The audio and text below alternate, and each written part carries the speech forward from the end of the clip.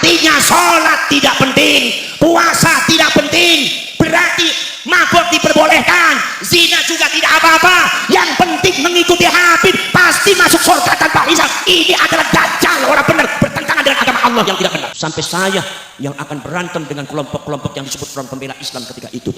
Kenapa? Karena saya tidak terima, tidak mungkin itu Banser ada PKI-nya, tidak mungkin NU itu mengandung PKI. Justru NU adalah satu-satunya organisasi yang membubarkan PKI ketika itu sebelum yang lain mampu membubarkannya.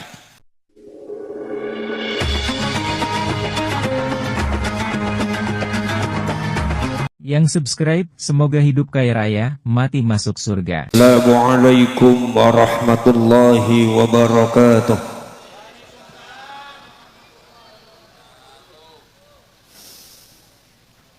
Bismillahirrahmanirrahim. Hamdan wa syukran lillah, wa salatan wa salaman ala sayyidina Rasulillah Muhammadin ibn Abdillah wa ala alihi wa ashabihi wa man tabi'a hudahu wa wala. La hawla wa la quwwata illa billah. Rabbi syrah li sadri wa yassir li amri wahlul 'uqdatam min lisani yafqahu qawli. Subhanaka la ilma lana illa ma 'allamtana innaka antal alimul hakim. Sadaqallahul azim wa sadaqa rasuluhun nabiyul karim wa nahnu ala dhalika minasy syahidin wasyakirin walhamdulillahi rabbil alamin wa ba'd. Ma'asyiral mukarramin, para alim ulama, para kiai, para sepuh bini sepuh, muslimin muslimat, mukminin mukminat, hadirin hadirat, nahdiyin nahdiyat, ansarin wal fatayat, wabil khusus masyarakat Kelating, masyarakat Sarirejo, umumipun masyarakat Guntur, Demak. Alhamdulillah wa syukrulillah, dumateng dalu menika kula saged ngalap barokah kali panjenengan sedaya dumateng perjuangan Wali Songo Indonesia, Laskar Sabilillah. Mugi-mugi kula sedaya tetap berada di jalan manhaj Ahlus Sunnah wal Jamaah ingkang dipun bangun dumateng keluarga besar Wali Songo supados kanggo maringi petunjuk dumateng masyarakat cara beragama Islam ingkang disesuaikan dumateng tuntunanipun Gusti Allah lan Kanjeng Nabi Muhammad sallallahu alaihi wasallam. Allahumma amin ya rabbal alamin. Shalawat lan salam monggo sareng-sareng dipun kersakaken kangge Kanjeng Nabi Muhammad sallallahu alaihi wasallam. Mugi-mugi panjenengan sedaya termasuk biantun-biantun ingkang saged nampi syafaatipun Kanjeng Nabi Muhammad sallallahu alaihi wasallam. Allahumma amin ya rabbal alamin. Para sedherek, para rawuh, para sedulur, kleresan kula niki nyuwun sewu siwa kradi mboten sehat. Sampun setunggal sasih niki malah ketedawan. Alhamdulillah kula wau dalu acara wonten Pemalang nggih mboten saged dugi. Enjing-enjing nggih acara kedah wonten dumateng Blora. Nggih kula mboten rawuh kula wakilaken dumateng Kiai Maduddin Al-Bantani mriku. Para sedherek, para sedulur, kula berusaha kangge supados kiat sehat, supados dalu kula kedah rawuh kedah dugi wonten dumateng Demak. Sebab napa? Sebab Demak niki kaitane kalih keluargi kula sing boten saged ditinggal. Mbah kula Mbah Syarif Hidayatullah pertama kali rawuh saka Mesir, rawuh pertama kali wonten Demak. Mila bahasane tiang buntet pesantren nggih basa Demak. Lek basa Cirebon niku radi kasar, tapi nek basa buntet niku rada mirip basa-basa Jawa Tengah, sebab memang wonten kaitanipun rumiyin wonten dumateng Demak. Para sederek, para rawuh, para sedulur, pada waktu Kesultanan Demak memerintahkan Mbah kula untuk membuat semacam kadipaten atau adipati wonten dumateng Cirebon Raya termasuk Jawa Barat niki dipun damel niku nggih atas dasar perintah daripada Kesultanan Demak Bintoro. Termasuk pada waktu Mbah kula niku damel Kesultanan Cirebon yang meliputi Jawa Barat, Priangan, termasuk rumiyin niku kekuasaan daripada Pajajaran niku nggih termasuk atas dasar izin daripada Kesultanan Demak Bintoro. Maka dari itu antawis Cirebon kali Demak Bintoro niku boten saged dipun pisahaken. Maka dari itu bagaimanapun kula tekad kula ngendika, bagaimanapun kula keadaan kula bagaimanapun, di mana-mana saya mungkin tidak hadir, tetapi di Demak Bintoro niki saya harus hadir karena niki insyaallah bakal ditingali dumateng Mbah kula yaniku Mbah Syarif Hidayatullah. Para sedherek, para rawuh, para sedulur, awal daripada pengakuan sebagai cucunya Rasulullah Sallallahu Alaihi Wasallam, apalagi pengakuan itu atas dasar klaim sepihak, apalagi setelah diselusuri ternyata nasabnya palsu, niki para sedherek, para sedulur, melahirkan sebuah kesesatan, tindakan-tindakan ingkang di luar norma agama Islam. Maka dari itu masalah yang berkaitan dengan nasab, yang berkaitan dengan baginda Rasulullah ini jangan dianggap enteng, jangan dianggap murah, jangan dianggap sembarangan. Ini betul-betul kita sebagai bangsa Indonesia itu harus membahasnya sampai tuntas.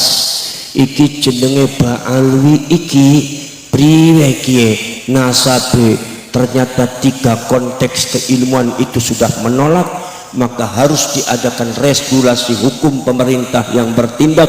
Siapapun orangnya yang mengaku cucunya Rasulullah akan diwajibkan tes DNA. Kalau tanpa tes DNA tetap mengaku cucunya Rasulullah, maka wajib diadakan tindakan hukum karena ini bisa menyesatkan masyarakat.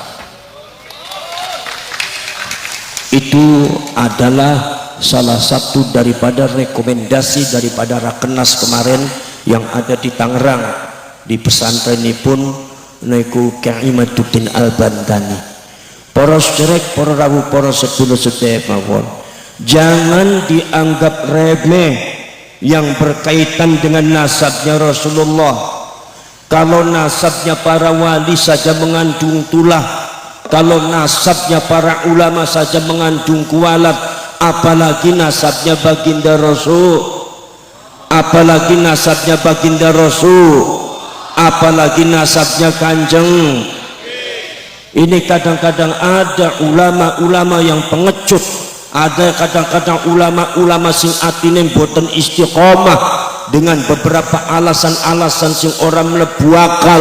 Ngendika aku tak orang melu-melu ning masalah nasab. Nasab mah, pembahasan nasab seperti itu bagiku nggak penting. Ini contoh ulama yang munafik, nggak benar, jangan diikut oleh kalian semua. Nasabnya Kanjeng Nabi itu sangat penting. Jangan dianggap tidak penting wahai orang Demak. Jangan dianggap remeh wahai orang Demak. Sekali memalsukan nasabnya Kanjeng Nabi, Allah akan membelokkan akidahnya menjadi sesat. Allah akan membelokkan syariatnya menjadi sesat. Allah akan membelokkan akhlaknya menjadi sesat. Allah akan membelokkan kehidupan mereka, bukan menjauh, bukan mendekatkan diri kepada Allah, tapi akan menjauhkan mereka semua dari Allah. Kalau mereka semua akan jauh dari Allah, mana mungkin mereka semua akan mendekatkan para muhibbinnya kepada Allah dan kepada Rasulullah. Saudara-saudara sekalian, jangan dianggap tidak penting, saudara-saudara sekalian. Contoh kasusnya adalah Banu Ubaidillah. Banu Ubaidillah bin Ahmad Al-Habib itu hampir sama dengan Banu Ubaidillah bin Ahmad yang ngakunya bin Ahmad Al-Muhajir, yaitu adalah kelompoknya Ba'alwi. Itu dua contoh utama bukti yang ada di dunia ini. Gusti Allah Ta'ala sampun maringi ayatnya secara jelas, wa yurikum ayatihi la'allakum tatafakkarun. Gusti Allah Ta'ala maringi, menunjukkan ayat-ayat kepada kalian secara jelas supaya kalian berani berpikir. Jangan jadi orang pengecut. Berpikir wahai Demak, berpikir. Panjenengan niku gak ada pikiran, gak ada otak, gak ada akal. Ojo mung manut-manut mawon panjenengan iki. Nggih napa mboten? Segala sesuatu bil ilmi. Man arada dunya fa alaihi bil ilmi. Panjenengan kepengen tuntas masalah keduniaan harus dengan ilmu. Wa man arada al akhirah fa alaihi bil ilmi. Panjenengan kepengen tentang masalah akhirat uji panjenengan harus dengan ilmu. Wa man aradahuma fa alaihi bil ilmi. Pengen apapun Gusti Allah niku patokan itu ilmu, bil ilmi, dengan ilmu. Sebab ilmu niku sifatnya Gusti Allah. Nek kelawan ilmu sudah tertolak, berarti syariat akan menolak. Kalau seumpama ilmu sudah menolak, berarti akidah akan tertolak. Ketika syariat dan akidah tertolak, maka syariat dan akidahnya tidak mungkin menjadi aqidatul mustaqimah, syariatul mustaqimah, tetapi justru bahkan menjadi dhalalatul ba'idah. Mereka akan menjadi kelompok-kelompok yang sesat dan menyesatkan umat. Para syarek, para sedulur, berawal daripada mereka semua mengaku cucunya Rasulullah secara tidak benar, akhirnya dimanfaatkan nama besar Rasulullah untuk kepentingan mereka pribadi, untuk kebesaran mereka pribadi, untuk mempecundangi masyarakat yang lainnya, untuk meremehkan orang lain, untuk menjatuhkan orang lain. Makanya mulut mereka menjadi kasar, akhlak mereka tidak dekat dengan Rasulullah, tapi lebih mendekati akhlaknya iblis dan akhlaknya dajjal. Mereka tidak akan menjadi orang jujur, tetapi menjadi kadzab, pembohong. Mereka akan menghalalkan fitnah, mereka akan menghalalkan darah antar umat manusia, dan mereka pada akhirnya akan menghalalkan darah sesama orang Islam. Saya yakin, seyakin-yakinnya kalau Ba'alwi berkuasa di Indonesia secara politik, mereka yakin siapapun yang tidak mempercayai mereka sebagai cucunya Rasulullah, pasti mereka akan bantai, pasti mereka akan bunuh. Saudara-saudara sekalian, inilah yang terjadi di Mesir, inilah yang terjadi yang ada di Afrika. Panjenengan tahu semua Banu Fatimiyah. Banu Fatimiyah itu adalah sama, bapaknya namanya sama, Ubaidillah. Yang namanya Ubaidillah ini ceritanya banyak dan itu sangat sama, itu wataknya hampir karakternya sama. Makanya betul kata Kiai Imaduddin, kalau disebut Ubaidillah, Ubaidillah yang mana? Kalau disebut Ubaidillah, Ubaidillah ini mana sosoknya? Saudara-saudara sekalian, Ubaidillah bin Ahmad Al-Habib, Ubaidillah bin Ahmad Al-Mahdi yang menguasai Mesir, saudara-saudara sekalian, dari mulai abad ke-9, abad ke-10, sampai abad ke-12. Mereka datang sebagai seorang, yaitu adalah Syiah. Mereka adalah sebetulnya orang-orang Yahudi, genetikanya genetika Yahudi, tapi mereka mengaku cucunya Rasulullah. Mereka mengaku cucunya Rasulullah di Mesir. Akhirnya doktrin yang berkaitan dengan kehebatan cucunya Rasulullah mulai ditanamkan. Subhanallah, masyarakat Mesir akhirnya didoktrin terus menerus. Begitu mereka sudah mendapatkan dukungan yang sangat banyak, saudara-saudara sekalian, Tiba-tiba kemudian mereka saudara-saudara sekalian membuat satu kekuatan ekonomi, membuat satu kekuatan politik, membuat satu kekuatan yang sosial keagamaan. Begitu sudah dikuasai seluruhnya, ternyata akhirnya mereka merebut kekuasaan tanah yang ada di Mesir, merebut kekuasaan politik yang ada di Afrika, dan pada akhirnya mereka berkuasa menguasai masyarakat Mesir dan Afrika 200 tahun. Inilah yang mereka cari, kepentingan dunia untuk menguasai satu negara. Inilah yang mereka cari, yaitu adalah kepentingan dunia untuk menguasai tanah orang lain. Inilah yang mereka cari, kepentingan dunia untuk menguasai politik. Masya Allah, pada waktu mereka pertama kali datang, subhanallah, masyarakat ditokrin tentang keagungan cinta kepada cucunya Rasulullah, seolah-olah cucunya Rasulullah hanya mereka. Mereka diajari membenci kepada para ulama, para kiainya. Mereka diajari untuk menghasut pemerintahnya, membenci pemerintahnya, menfitnah pemerintahnya yang sah. Akhirnya pemerintah yang sahnya goyah, kekuatan politik yang ada di Afrika goyah, akhirnya mereka hancurkan, dan pada akhirnya kekuatan pemerintah yang sah yang ada di Mesir, yang ada di Afrika tumbang, yaitu adalah diserang oleh gelombang-gelombang fitnah yang zalim yang dilakukan oleh orang-orang yang mengaku cucunya Rasulullah, padahal mereka genetikanya adalah genetika Yahudi. Ini jangan sampai terjadi di Indonesia. Paham nggak pembuatan? Jangan sampai terjadi di Indonesia. Maka disinilah kalian semua berkumpul, maka disinilah kalian semua berdiri dengan memakai baret merah Laskar Sabilillah untuk memberantas mereka semua sebelum di Indonesia dikuasai oleh mereka semua. Saudara-saudara sekalian, subhanallah, ketika mereka sudah berkuasa di Mesir, apa yang terjadi di Mesir? Mereka mengiming-imingi khilafah Islamiyah. Ternyata khilafah Islamiyah selama 200 tahun tidak pernah berdiri. Makanya masyarakat Demak Bintoro, saya minta jangan mudah percaya kepada orang-orang yang sering menjual nama Islam, nama khilafah Islamiyah, nama Indonesia bersyariah. Cukup dengan ajaran Wali Songo, insya Allah Indonesia makmur. Saudara-saudara sekalian, kita sudah punya Bhinneka Tunggal Ika, kita sudah punya Pancasila yang sudah teruji, kita sudah punya Undang-Undang Dasar 45 yang sudah teruji, kita sudah punya sejarah yang sangat luar biasa. Tidak usah kita mengadopsi cara-cara orang lain, sebab apa yang mereka dengungkan khilafah, belum tentu mereka akan mendirikan khilafah. Apa yang mereka dengungkan mereka bersyariat, itu belum tentu itu adalah qauluhum bi afwahihim, itu adalah ucapan mulut-mulut mereka yang busuk. Kadang-kadang menipu kalian semua supaya dapat dukungan. Nyatanya adalah di balik itu adalah kepentingan kekuasaan untuk menguasai kita semua. Gak usah kita seperti itu. Jangan terbohongi dengan hal-hal semacam itu. Saudara-saudara sekalian, pada akhirnya apa saudara-saudara sekalian? Subhanallah, pada akhirnya kemudian perjalanan selanjutnya Banu Ubaidillah itu saudara anak cucunya saudara-saudara sekalian, semakin tahun semakin kelihatan buruknya, semakin tahun semakin dibuka oleh Allah Subhanahu wa ta'ala.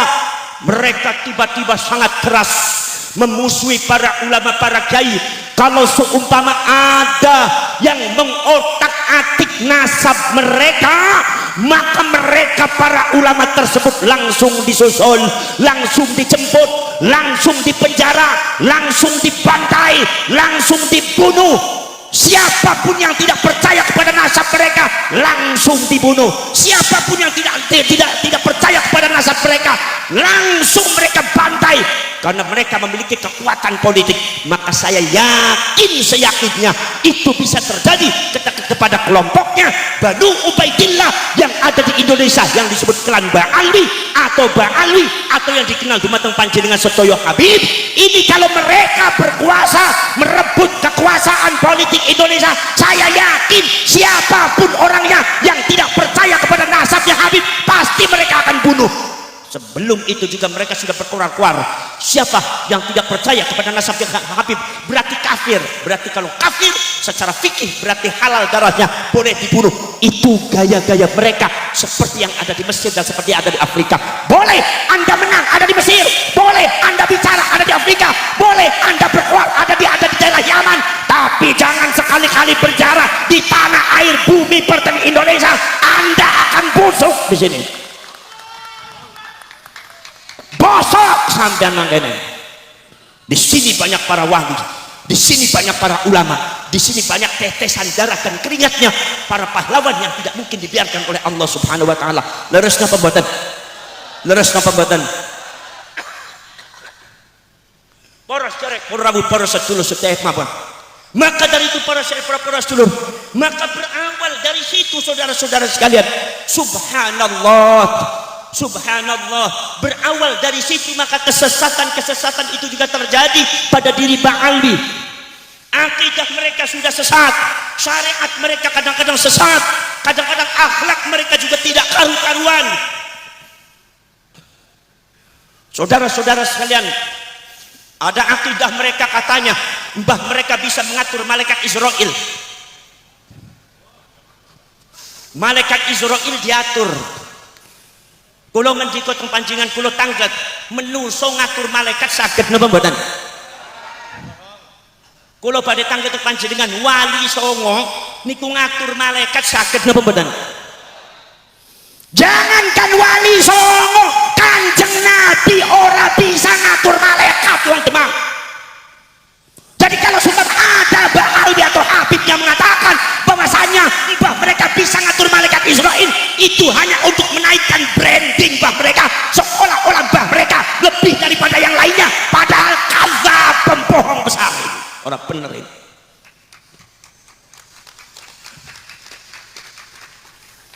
Wis keplok bae kau bobot. Bisane keplok tok ya demak ya. Biasane lek teng buntet iku biasane nek ana kiai dugih rawuh biasane ora diperintah ngomong disit, diperintah maem disit biasane. Iki kita diperintah ngomong disit. Ini ana kursine loro. Sebenarnya iki diisi ning wong wedok iki calon bojo nomen nyongo ya. Para syarek para sedulur demona iku. Kanjeng Nabi niku mboten saged ngatur malaikat. Subhanallah. Kanjeng Nabi dipun riwayataken bahwa saya nanti pada waktu di akhirat akan datang malaikat Malik penjaga neraka. Ya Rasulullah, umatmu masih ada di neraka satu ya Rasulullah. Umatmu masih ada di neraka satu ya Rasulullah. Makanannya nanti aja dibaginya. Kiai nepe lagi kaliren kok. Kok sing warek-warek kok mono panjenengan gak ngomong. Wis. Oh dibagi ke sedoyo malah kayaknya kok kaumanan maksudnya. Mangke mawon nggih.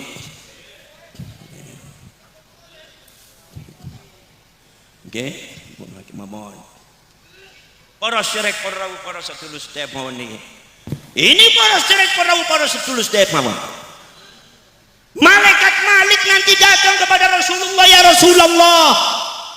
Umatnya panjenengan masih ada di neraka ya Rasulullah.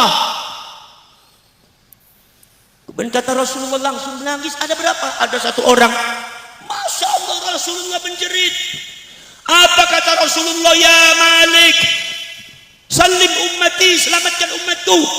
Wa akhrijhu minan nar. Keluarkan dia dari api neraka. Keluarkan dia dari neraka ya Malik. Apa jawabannya malaikat Malik? Kata malaikat Malik, ya Rasulullah, selagi itu omongan jenengan kula dereng saged ngendika napa-napa. Saya belum bisa bertindak apa-apa ya Rasulullah. Sebab kami adalah malaikat yaf'aluna ma yu'marun, melakukan sesuatu ketika diperintahkan. Melakukan sesuatu ketika diperintahkan. Yen Gusti Allah Ta'ala ngendika pasti akan kami lakukan. Tapi kalau itu panjenengan yang bicara ya Rasulullah, mohon maaf ya Rasulullah, belum bisa aku lakukan. Akhirnya Kanjeng Nabi jungkung, Kanjeng Nabi jungkel teng Gusti Allah, sujud nangis supados dipun selamataken umate. Akhirnya Gusti Allah ngendika, ya Malik akhrijhu minan nar wa sallim ummatah, wahai Malik keluarkan umatnya dan selamatkan umatnya.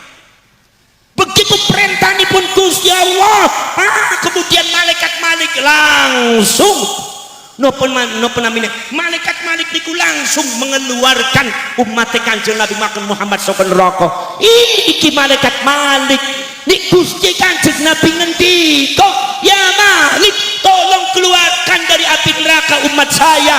Napa jawab malaikat Malik? Ya Rasulullah ngapunten Kanjeng Nabi, nek cuma panjenengan sing ngendika kula dereng saged nglampahi. Ini menunjukkan Kanjeng Nabi saja tidak bisa ngatur malaikat. Napa Malik tingkatane para wali, para ulama. Jadi kalau seumpama ada para habaib mengatakan, oknum habib mengatakan ada mbah saya bisa ngatur malaikat Israel, itu namanya kadzab, pembohong besar. Harus kita tuh bohong, itu orang benar. Gimana mboten? Untuk membranding seolah-olah mbah-mbah mereka lebih hebat daripada wali songo, lebih hebat daripada para wali, para ulama semono tanah Jawa. Nyuwun sewu gak ono ceritane busuk, kalian akan busuk di tanah Jawa.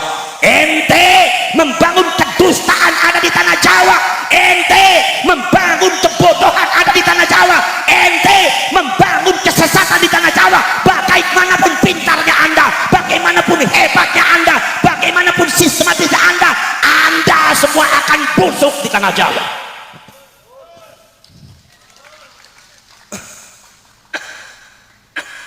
Mungkin apa mboten? Para sederek, para rawuh, para sedulur sedherek mawon. Wonten malih syariat sing boten karu-karuan.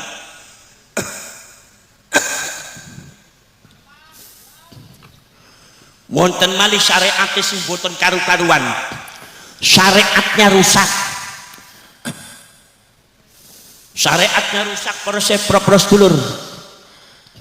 Ada oknum habib yang mengatakan kalau seumpama ada habib yang tidak pernah sholat, yang tidak pernah puasa Ramadan, masih seneng mabok, masih seneng zina, dibiarkan saja, sebab mereka itu akan mendapatkan syafaat dari mbahnya Rasulullah sallallahu alaihi wasallam.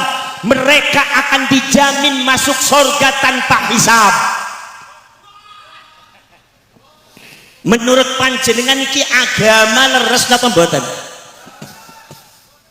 Akalmu dinggo leres napa mboten?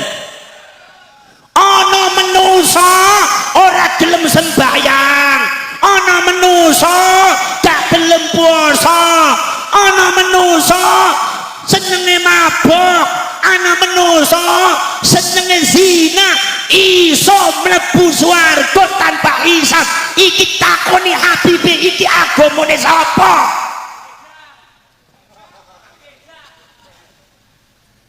Agamane sapa kowe, Pak? Agamane Kanjeng Nabi napa sanes? Agamane Kanjeng Nabi napa sanes? Sampai ada doktrin yang mendoktrin anak-anak kita yang masih muda-muda, yang mendoktrin orang-orang kita yang kadang-kadang masih buta akan agama, mengatakan bahwasanya ada seorang habib muhibbinnya meninggal. Begitu muhibbinnya meninggal, saudara-saudara sekalian, begitu muhibbinnya meninggal, saudara-saudara sekalian, subhanallah, begitu muhibbinnya meninggal, itu si habib itu datang, assalamualaikum ya fulan bin fulan, aku tahu ente nggak pernah sholat, ane tahu ente nggak pernah puasa, ane tahu ente seneng mabok, ane tahu ente masih seneng zina, tapi ane tahu kalau ente seneng sama ane Habib, ane tahu ente seneng sama ane Habib, kalau ente nanti dikubur ketemu dengan malaikat mungkar nakir, tolong sampaikan surat aneh kepada mungkar nakir. Suratnya diselipkan di bawah kepalanya si mayit itu. Iku Habib mungkar nakir disurati, Pak. Niki gendeng apa edan, Pak? Loro-lorane. Gini apa betul? Masya Allah, penyesatan yang sangat luar biasa, penyesatan yang sangat luar biasa. Ini kadang-kadang orang mlebu dumateng akale kula sareng panjenengan sedaya. Kadang-kadang susah dipun jelasaken dumateng panjenengan sedaya. Subhanallah, para sederek perawu, para sedulur sedaya mawon. Tolong sampaikan kepada mungkar nakir, ini surat saya dan ente masuklah ke neraka apa ke sorga. Ente masuk ke sorga tanpa hisab. Ini adalah doktrin secara halus di bawah alam sadar kalian. Artinya sholat tidak penting, puasa tidak penting, berarti mabuk diperbolehkan, zina juga tidak apa-apa. Yang penting mengikuti Habib, pasti masuk surga tanpa hisab. Ini adalah dajjal, orang benar, bertentangan dengan agama Allah yang tidak benar. Kenapa mboten? Ini agama sing ora bener nggih. Kenapa mboten? Makanya para syarek, para sedulur, jangan mudah terpancing dengan satu ajaran-ajaran sing ora bener. Jangan mudah terpancing terbawa oleh ajaran-ajaran sing boten leres. Jangan tidak percaya tapi tidak usah diceritakan bahwa PWI Laskar Sabilillah ini sebetulnya adalah merupakan amanat daripada leluhur. Amanat daripada leluhur, amanat daripada baginda Rasulullah sallallahu alaihi wasallam. Sudah saya tangkap isyarahnya sejak zaman dulu. Cuma saya waktu itu tidak paham. Ini maksudnya Kanjeng Rasul nopo, ini maksudnya Mbah Syarif nopo, ini maksudnya keleluhur niku nopo. Ternyata pas ada gonjang-ganjing seperti ini saya baru sadar ini maksudnya, dan ini sudah waktunya. Maka dari itu panjenengan ini, PWI Laskar Sabilillah ini beda dengan Nahdlatul Ulama. Bedanya apa? Bedanya NU masih mengandung Ba'alwi, nek PWI KN Ba'alwi. Kina pembuatan. Maka dari itu panjenengan sebagai PWI dan Laskar Sabilillah sudah tidak ada tedeng aling-aling untuk membela tanah air. Setuju? Sudah tidak boleh ada tedeng aling-aling untuk membela leluhur. Gina pembuatan. Membela rakyat, membela bangsa, membela Pancasila, bendera merah putih, membela sejarah. Panjenengan harus lebih tegas daripada yang lainnya, karena panjenengan itu tidak mengandung apa-apa kecuali pribumi. Seluruh anggota PWI dan Laskar Sabilillah adalah pribumi. Maka dari itu di sini bedanya. Kalau Nahdlatul Ulama masih gamang membela nasionalisme, kalau seumpama Nahdlatul Ulama itu masih gamang membela negara, kalau seumpama Nahdlatul Ulama itu masih gamang membela PBNU-nya sendiri, atau membela rakyat, atau membela Nahdlin, maka PWI dan Laskar Sabilillah harus lebih daripada pengurus-pengurus NU di dalam keberaniannya dan di dalam ketegasannya. Membela negara, membela bangsa, membela Pancasila, membela rakyat, membela sejarah, dan termasuk membela NU. Saudara-saudara sekalian, kenapa saya bicara seperti itu? Karena saudara-saudara sekalian, ini terlahir dari pemikiran saya sejak zaman dulu. Ketika Nahdlatul Ulama ada beberapa oknum habaib yang menyebut bahwa NU mengandung PKI. Ada lagi kemudian yang mengatakan Banser itu sudah ada PKI-nya. Itu cukup menyakiti hati saya. Saya protes kemana-mana. Saya ceramah dengan keras kemana-mana, dari Surabaya sampai Banten, sampai saya yang akan berantem dengan kelompok-kelompok yang disebut Front Pembela Islam ketika itu. Kenapa? Karena saya tidak terima. Tidak mungkin itu Banser ada PKI-nya. Tidak mungkin NU itu mengandung PKI. Justru NU adalah satu-satunya organisasi yang membubarkan PKI ketika itu sebelum yang lain mampu membubarkannya. Akhirnya kulo protes, tapi tak delok-delok ning aku. Ternyata sing protesmu aku dewek tok. Mana dari PBNU-nya tenang-tenang saja. Dari Ansornya tenang-tenang saja. Dari Bansernya tenang-tenang saja. Padahal menurut saya bahwasanya adanya klaim atau fitnah bahwa NU dan Ansor Bansor itu ada PKI-nya, ini akan menurunkan derajat kepercayaan masyarakat terhadap NU dan Banser. Leres napa mboten? Akan menurunkan pamornya NU dan Banser di depan masyarakat, akan menurunkan harga dirinya. Pada akhirnya orang yang tadinya suka terhadap Banser akhirnya salah paham terhadap Banser. Yang tadinya suka terhadap Nahdlatul Ulama salah paham terhadap Nahdlatul Ulama. Dan terbukti sedikit demi sedikit yang namanya daerah-daerah NU itu dihabisi oleh mereka dengan fitnah-fitnah yang sangat keji, yang tidak pernah dilawan oleh orang-orang NU. Kalian tahu yang namanya Jakarta, DKI Jakarta zaman dahulu itu adalah Nahdlatul Ulamanya sangat luar biasa, NU-nya sangat luar biasa.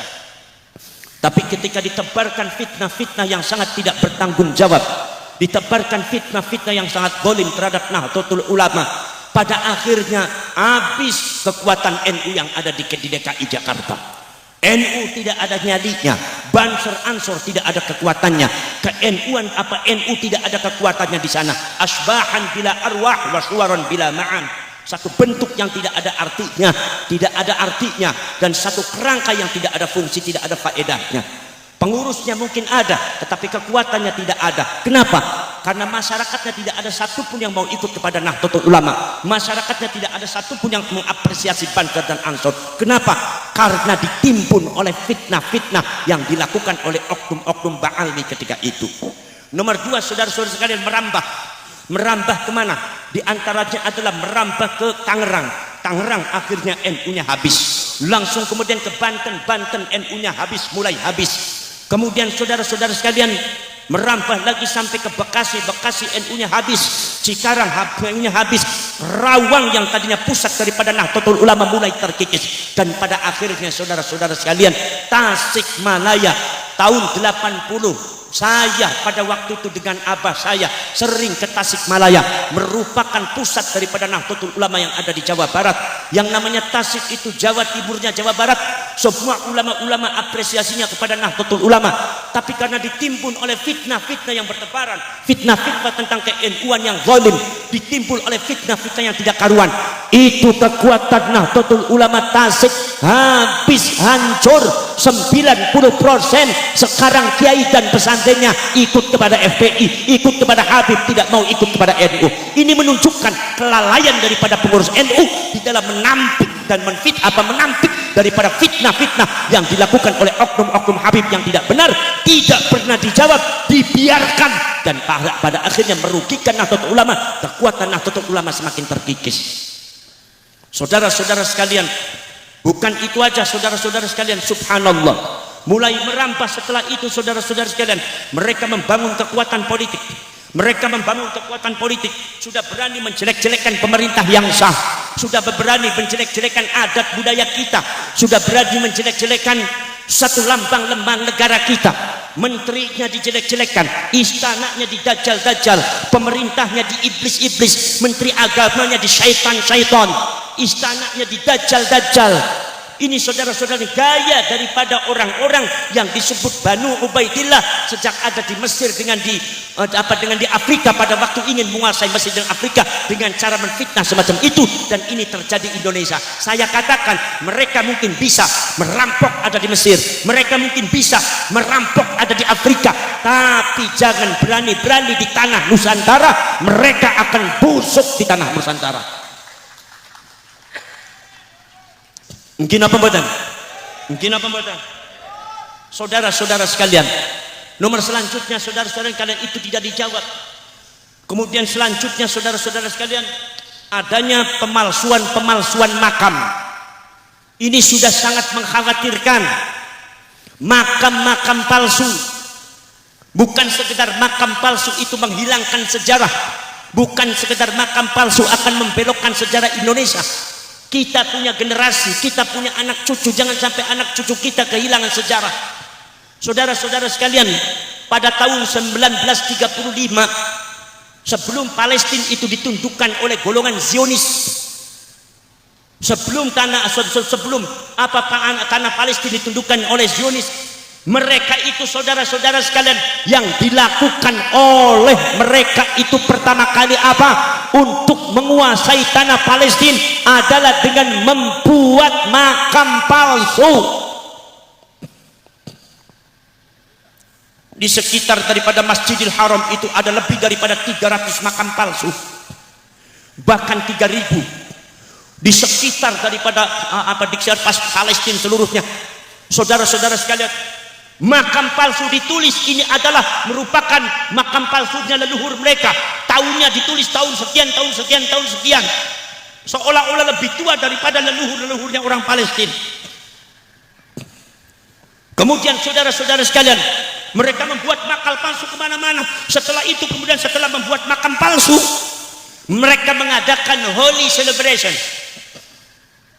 Holy celebration itu adalah perayaan suci, semacam haul. Subhanallah, kuburan mereka dihias-hias, anak cucunya mereka diagung-agungkan. Mereka mengadakan haul luar biasa, sampai orang Palestina pun pada datang. Akhirnya mereka dipuja-puja. Di sini mengadakan haul mereka, di sini mengadakan haul Yahudi, di sini mengadakan haul Yahudi. Sudah dilakukan bertahun-tahun. Akhirnya dilakukan turun-temurun dari generasi ke generasi. Orang tua Palestina pada meninggal semua. Yang tersisa adalah anak cucunya yang tidak tahu menahu tentang sejarah. Mereka tahunya di situ ada makam, dianggapnya asli padahal itu palsu. Mereka mengatakan bahwa itu adalah sejarah asli padahal itu sejarah palsu. Setelah itu kemudian mereka mengklaim daripada tanah, ini adalah tanah leluhur kami. Buktinya ada makam leluhur kami di sini, lebih tua daripada makamnya orang Palestina. Ini adalah tanah leluhur kami, di sini tanah leluhur kami. Dan pada akhirnya secara politik mereka membangun kekuatan, dibantu dengan Inggris, dibantu dengan Amerika, dan pada akhirnya mereka mengklaim seluruh negara Palestina bahwa Palestina adalah milik negara kami, milik leluhur kami, milik leluhur kami, milik sesepuh kami, bukan milik orang Arab. Orang Arab itu adalah numpang, harus ditumpas, harus diusir. Maka terjadilah pengusiran orang-orang Arab Palestina, yaitu dari Palestina. Bahkan di antara lagi ada 3 orang, bangsanya As-Segaf dan bangsanya Bin Smith. Itu mereka orang Israel yang mempropagandakan anti Arab, yang mempropagandakan bahwa tanah Palestina adalah milik orang Yahudi, tanah Palestina adalah milik leluhur kami bangsa Yahudi. Ini bangsa Al-Haddad, ini bangsa Bin Smith, ini bangsa As-Segaf. Mereka di Israel mengaku dirinya orang Israel, tidak mengaku orang Arab, bahkan mempropagandakan anti Arab. Mereka mengaku dirinya adalah orang-orang Yahudi. Tapi mengapa keluarga Al-Haddad, keluarga As-Segaf, keluarga bin Smith di Indonesia mengaku dirinya cucunya Rasulullah sallallahu alaihi wasallam? Palsu napa mboten? Palsu napa mboten? Palsu napa mboten? Cucunya Rasulullah palsu itu. Leres napa mboten? Maka dari itu saudara-saudara sekalian, hati-hati terhadap satu doktrin yang tidak benar. Mila kula sareng panjenengan sedaya, pada waktu kemudian juga ada pemalsuan makam sampai di Wonosobo. Di Wonosobo itu ada beberapa makam yang sudah dibongkar, di antaranya 78 makam. Di antara juga di daerah-daerah yang lain termasuk saya lihat itu di Madiun. Dan saya minta kepada panjenengan semua, Laskar Sabilillah dan Perjuangan Wali Songo Indonesia, dengan bekerja sama dengan aparat pemerintah, situs dan budaya, bekerja sama dengan tokoh masyarakat setempat, kalau memang itu makam palsu sesuai dengan data palsu, maka harus wajib makam palsu. Dak ini isiye iku sanes makam tapi berhala makam. Ene makame wong ditulise makame Habib, padahal Habib niki gak ene ceritane, gak ono sejarah, ditempeli Habib ini bin ini bin ini, Anda ziarahi, padahal itu bukan makanya Habib. Ini sama dengan menyembah berhala. Assalamualaikum warahmatullahi wabarakatuh. Yang subscribe, semoga hidup kaya raya, mati masuk surga.